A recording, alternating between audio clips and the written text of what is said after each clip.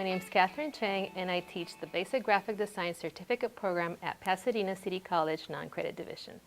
The Graphic Design Certificate Program is for anybody that is interested in the field of graphic design and wants to learn the basics of Adobe Photoshop, Illustrator, and InDesign.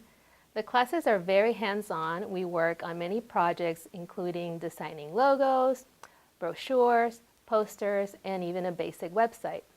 The classes also cover a wide variety of topics ranging from the history of graphic design, how to think creatively, and how to communicate effectively through your design.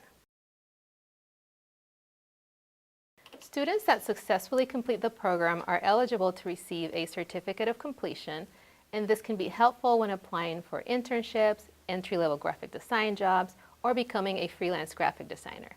Other students choose to continue their education either through PCC or other schools, and some of the fields of studies that they choose are, for example, graphic design, web design, UX design, motion design, animation, just to name a few.